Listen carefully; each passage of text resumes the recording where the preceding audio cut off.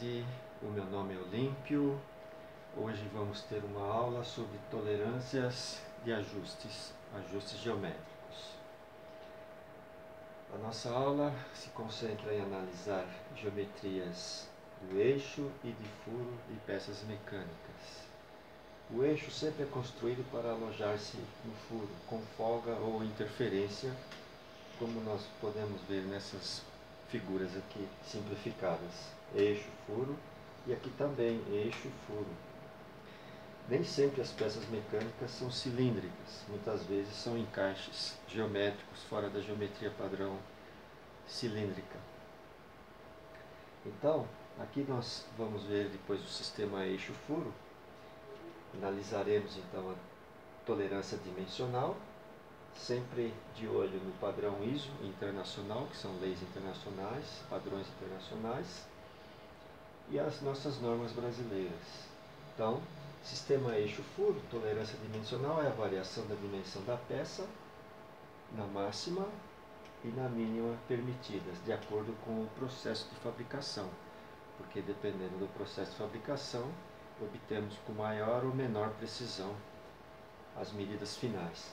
Então aqui nós temos um eixo cilíndrico e representando aqui um diâmetro chamado nominal, que serve de referência para aceitar medidas acima ou medidas abaixo dessa medida, então chamadas diâmetro máximo ou diâmetro mínimo dentro de afastamentos superior ou afastamento inferior, sempre com referência ao diâmetro nominal. Então essa tolerância ela vai ser a subtração de uma medida máxima menos uma medida mínima. Também pode ser feita afastamento superior menos o afastamento inferior das medidas das tolerâncias permitidas. Então, nós temos três classes de ajuste básicas. Ajuste com folga, ajuste com interferência e aquele ajuste incerto, que a gente só descobre se é folga ou interferência na hora da montagem da peça, das duas peças. Então, aqui representando um furo com diâmetro nominal, diâmetro máximo, diâmetro mínimo, e aqui a faixa de tolerância, afastamento superior, afastamento inferior, e aqui a tolerância do furo, para mais e para menos. E aqui nós temos a linha zero, chamada linha do diâmetro nominal, que ela serve de referência para a tolerância máxima e tolerância mínima. A mesma coisa acontece com o eixo. Temos o diâmetro nominal, o diâmetro máximo, o diâmetro mínimo, tolerância, afastamento superior, afastamento inferior. Então, quando esta peça for encaixar nesta peça, ela vai poder ser montada por ou folga ou interferência. E em alguns casos nós sabemos exatamente se é folga, ou saberemos com exatidão se é interferência. E em alguns outros casos, nós só vamos descobrir se é folga ou interferência na hora da montagem. E esse é o chamado ajuste incerto. Vamos analisar inicialmente o ajuste com folga. Então, vamos imaginar que aqui nós temos o furo e aqui nós temos um eixo. Aqui, afastamento inferior, afastamento superior, na cor amarela, representando a faixa de tolerância. A mesma coisa aqui, representando na cor azul a faixa de tolerância do eixo ou do pino. Quando eu transporto isso para a chamada linha base ou linha zero,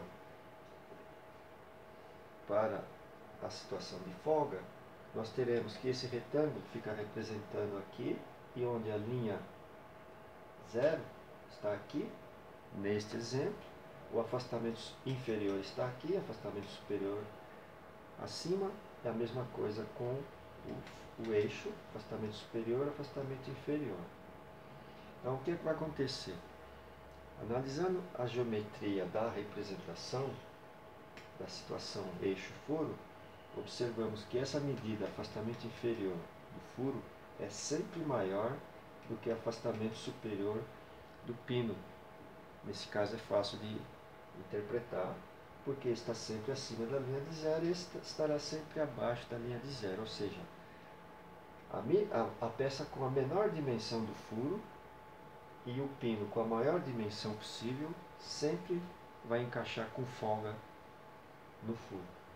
Essa é chamada então ajuste com folga. Essas são as características do ajuste com folga. E aqui nós podemos então fazer o cálculo da folga máxima e a folga mínima das duas peças. Já o ajuste com interferência, fazendo a mesma análise em tom vermelho, na cor vermelha, a variação, né, da tolerância do furo está aqui, agora nesta situação, e a variação da tolerância do pino em tom azul está nessa situação. O que vai acontecer aqui? O furo sempre vai ser menor do que o pino. O que é que vai acontecer quando nós formos montar essas duas peças?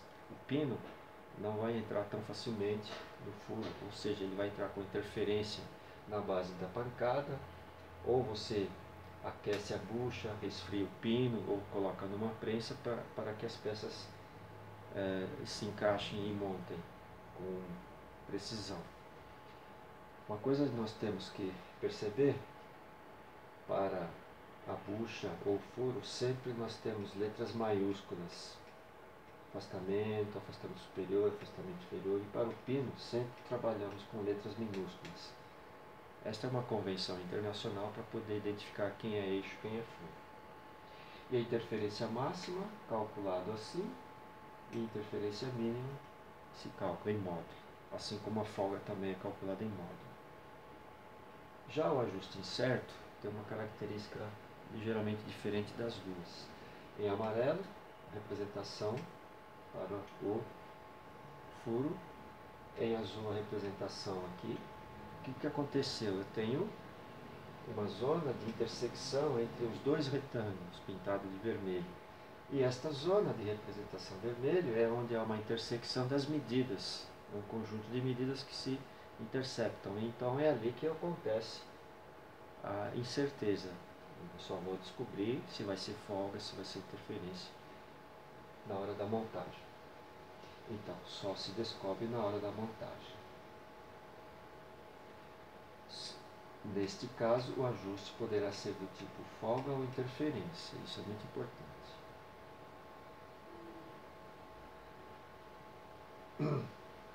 Medida da folga efetiva é a medida final depois da usinagem, depois que a peça está pronta.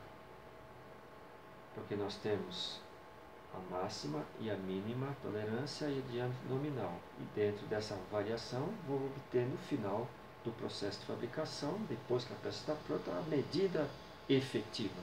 E a medida efetiva ela vai ter que estar dentro das respectivas tolerâncias, tanto para o furo quanto para o pino. E é claro, essas medidas são tomadas no momento da fabricação ou pós-fabricação. Aqui nós temos um eixo virabrequim e aqui sendo tomadas as medidas com o micrômetro, exatamente onde teremos aqui algum mancal, né, de deslizamento. Então, o que acontece? Durante a fabricação, são fabricados os lotes, tanto de bucha quanto de pino. Esses pinos e essas buchas são fabricados em milhares, em centenas, e cada vez que se fabrica um pino, se fabrica uma bucha, vamos obtendo dimensões efetivas ligeiramente diferentes umas das outras, conforme a máquina, o desgaste da ferramenta, o ser humano, calibração dos instrumentos. Então, o que acontece?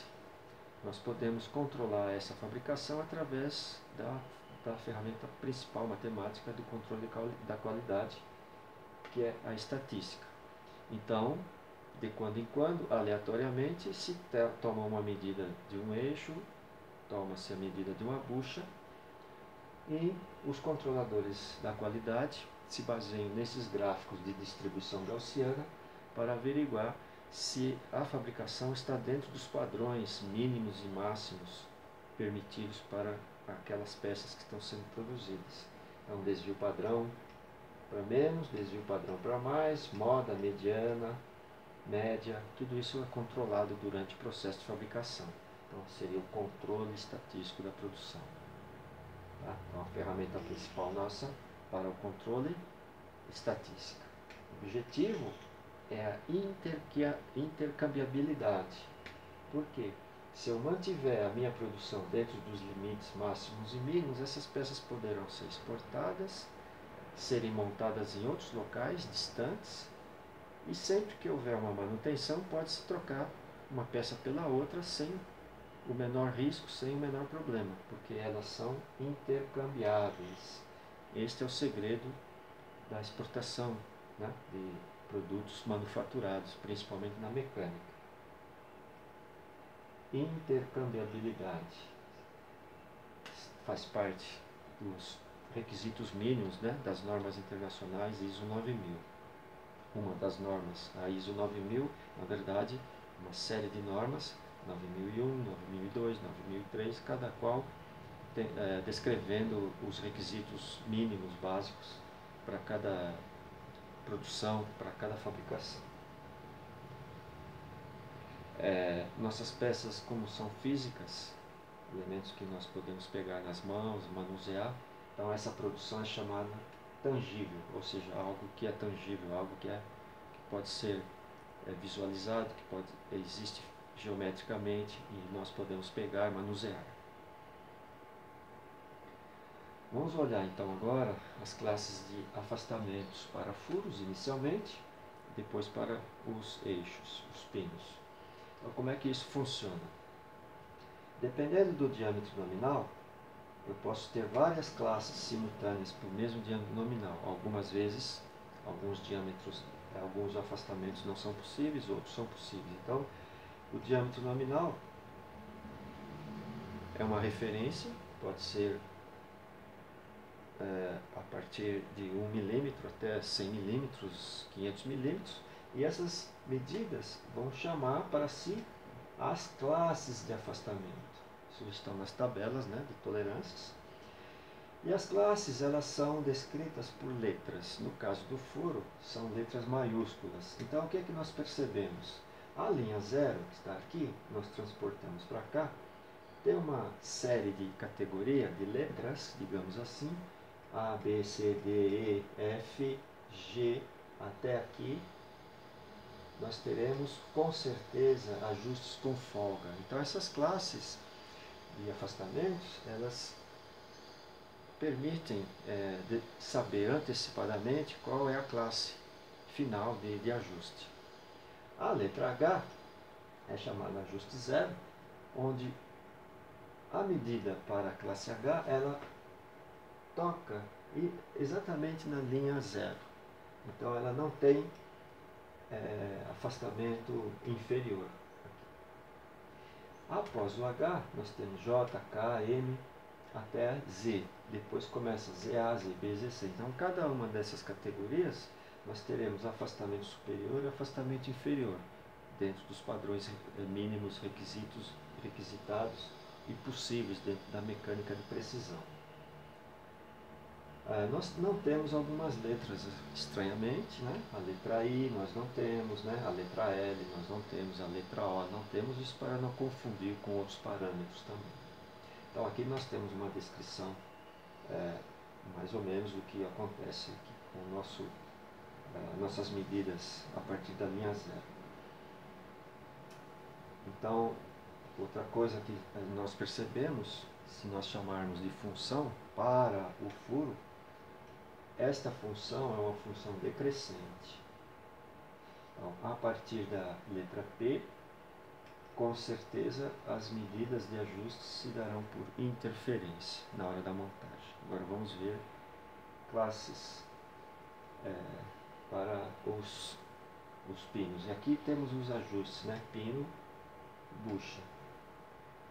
Aquilo que nós estávamos vendo, até a letra G, folga. A letra H é o ajuste zero, onde o pino e o eixo possuem as mesmas dimensões, superior e inferior, onde as medidas são exatas na linha zero aqui. Após a letra H, vem então uma região de incerteza e depois então uma região onde ocorrerá a interferência na montagem.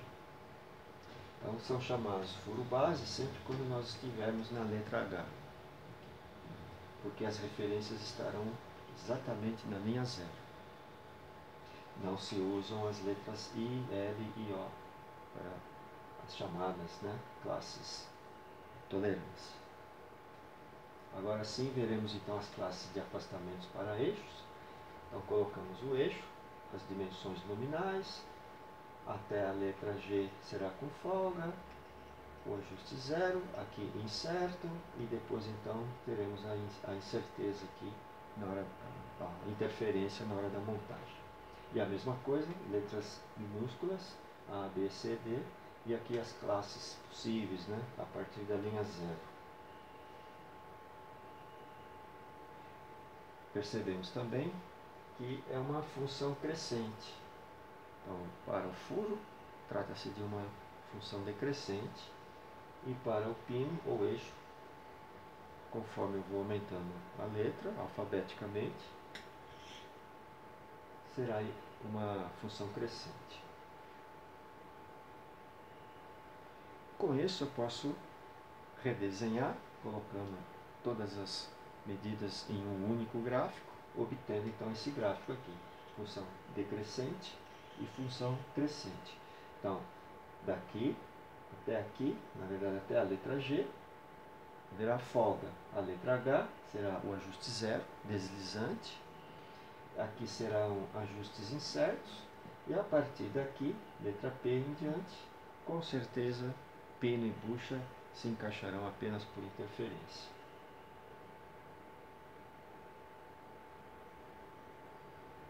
Aqui nós temos vários tipos de calibradores, né? Na verdade são instrumentos de medida, onde não há necessidade de manuseio, de aumento ou diminuição das escalas, porque isso facilita na linha de produção, para a tomada das medidas e averiguar se as peças estão saindo estão sendo fabricadas dentro dos padrões mínimos, né?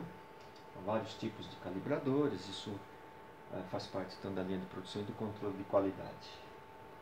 Outros calibradores, tampão, passa não passa, esses já são ajustáveis, né? Calibradores para medidas de esferas e assim por diante, né? Multicalibrador, calibradores para soldagem, né? Controle de cordão de solda. Então nós temos vários tipos de calibradores, além dos micrômetros, os paquímetros, os goniômetros. Vamos fazer uma análise das recomendações de ajustes aqui. Eu vou dividir então em 3 partes. Primeiramente, o ajuste por interferência. O que vai acontecer? Existem 3 categorias aqui de interferência. Forçado leve, com pequenas pancadas as peças irão se montar uma na outra. Forçado um pouco mais duro. E uma terceira categoria, onde você precisará realmente de uma prensa, de uma força extraordinária para a montagem. Muitas vezes também aquecendo o furo e diminuindo a temperatura do pino para poder fazer a montagem. E o que nós teremos? A associação das classes, né, para esses tipos de montagens. Então podemos associar as categorias de tolerâncias umas com as outras, pino e furo, dentro do que nós desejamos para o nosso projeto. Ok? Aqui é o ajuste zero, furo base, né? Que é H do furo e H do pino, né? Então será ajuste deslizante com a mão, muitas vezes com uma pequena lubrificação, então ele desliza suavemente e ele tem uma espécie de, não folga, mas ajuste sem nenhuma folga, sem interferência, ele é deslizante, sem muito esforço, praticamente nenhum esforço, né? Então H8, por exemplo, com H5, H7 com H6, furo e eixo. São esses exemplos então para ajuste deslizante justo, chamado eixo furo base. E agora, com a terceira categoria, folga, todas essas três aqui são folga. Folga totalmente livre, bastante folga. Folga rotativa, onde se permite, ela tem liberdade, uma razoável pequena folga. E quando a folga já é mínima, mas a folga existe, ela é deslizante, rotativa. E aqui temos então as categorias possíveis de serem acasaladas umas com as outras para que nós obtenhamos esses tipos de ajustes recomendados. Ok? Então é isso. Nós vamos parar por aqui. Uma pequena aula, uma rápida aula sobre tolerância e ajustes, né, nas medidas geométricas finais das peças manufaturadas. Ok? Então, obrigado. Até a próxima.